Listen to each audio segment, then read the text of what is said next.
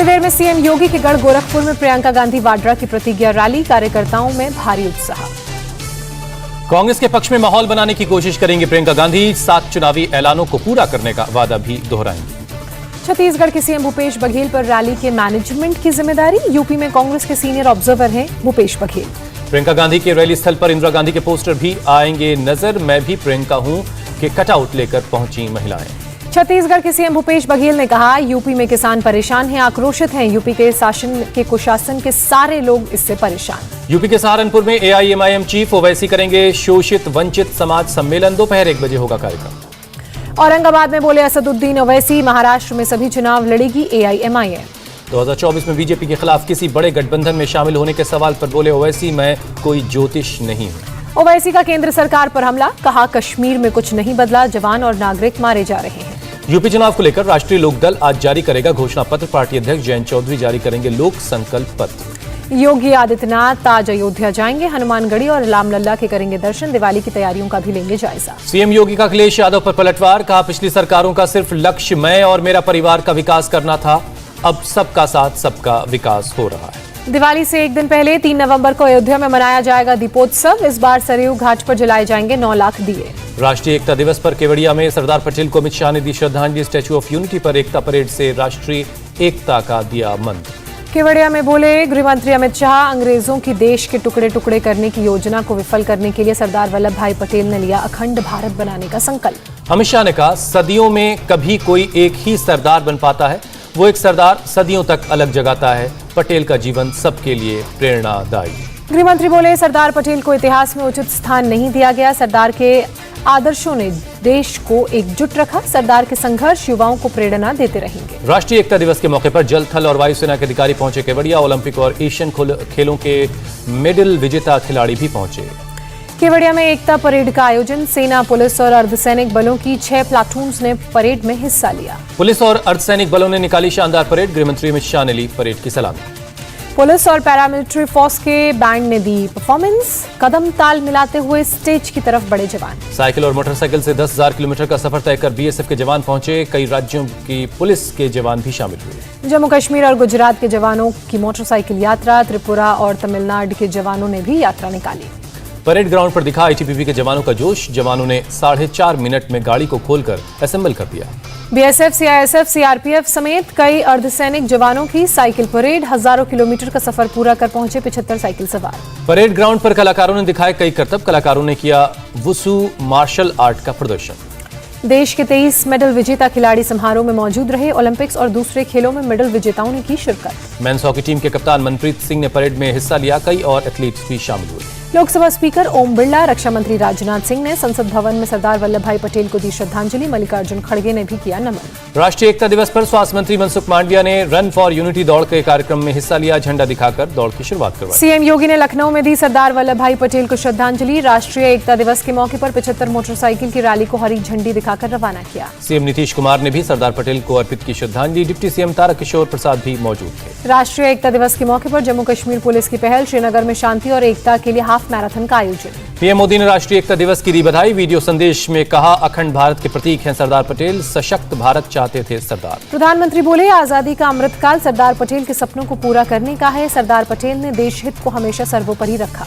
PM Modi ने कहा, 130 करोड़ भारतीयों के सपने का प्रतीक है भारत, भारत आदर्शों, संकल्पों, संस्कृति के मानकों से भरा है राष्ट्र, हम एक रहेंगे तभी आगे बढ़ेंगे। पीएम मोदी ने कहा, जन भागीदारी से स्वच्छता राष्ट्रीय मिशन बना, सफलता असफलता अपनी जगह लेकिन कोशिश होनी चाहिए, भावना अच्छी तो छोटे से छोटा काम भी महान।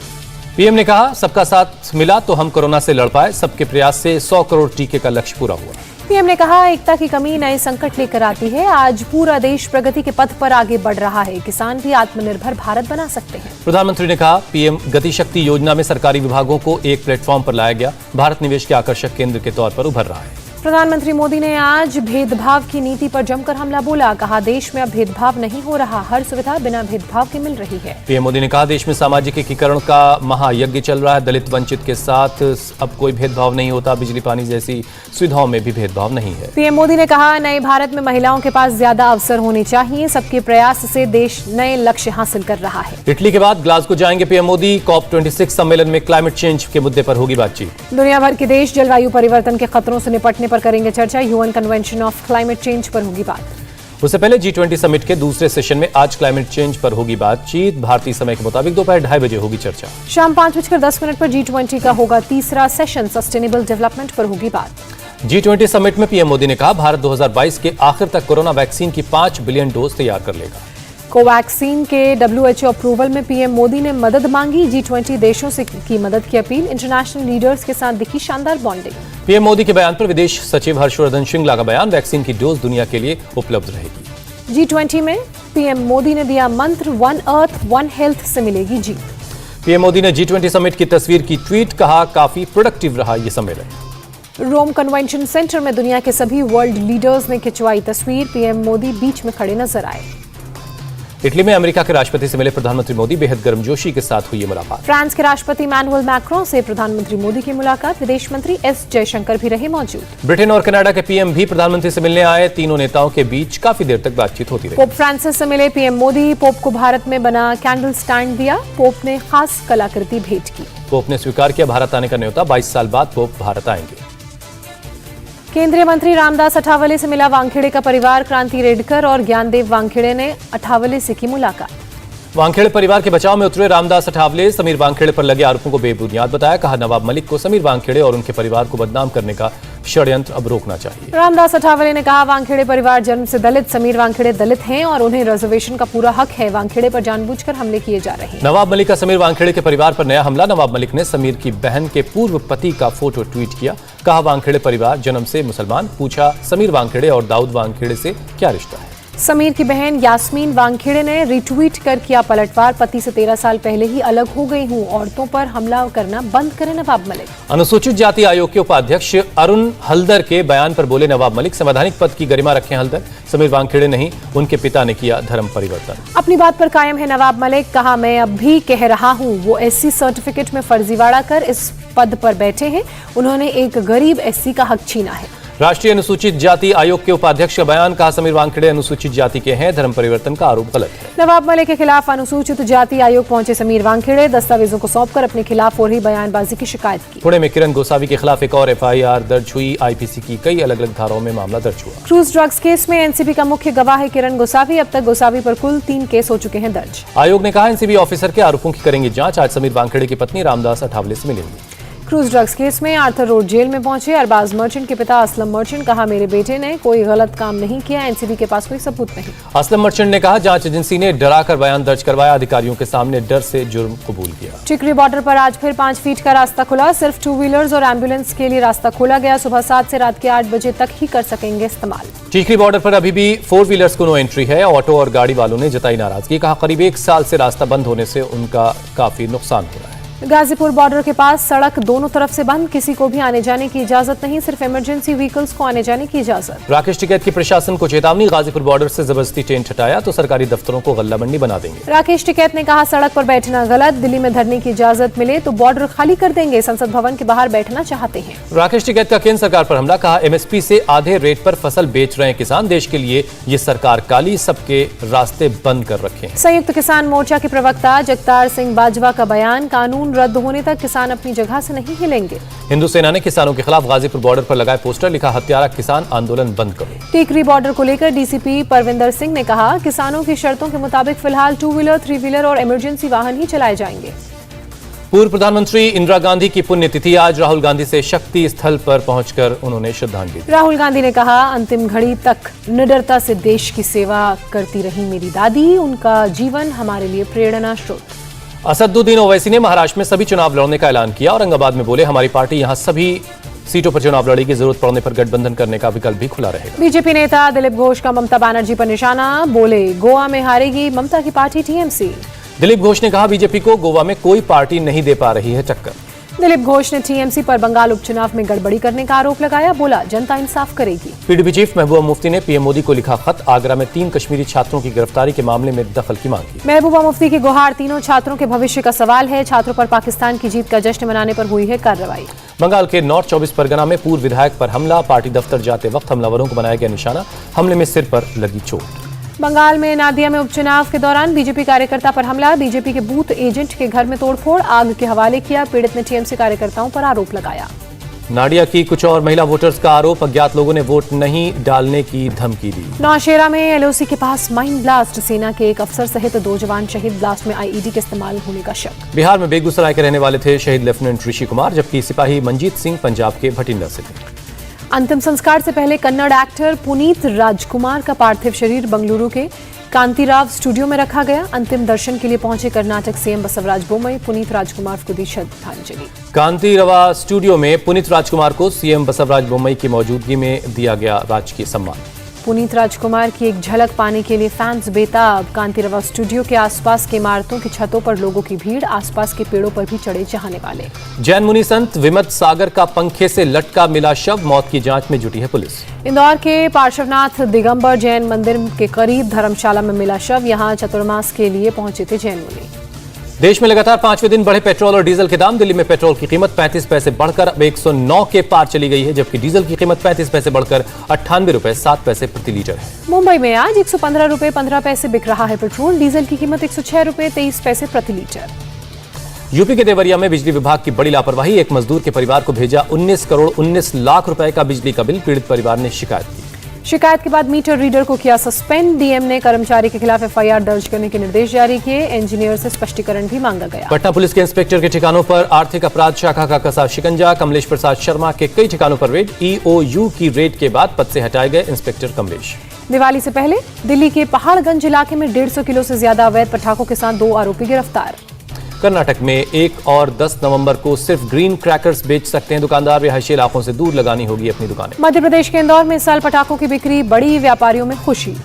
राजस्थान में डीएपी खाद के लिए किसानों में मारामारी, दौसा में थाने के बाहर लगी लंबी लाइन। किसानों का कहना है कि पहली बार फसल बोने में बहुत देरी हो रही है, इस बार डीएपी खाद की शुरू से ही किल्लत थी।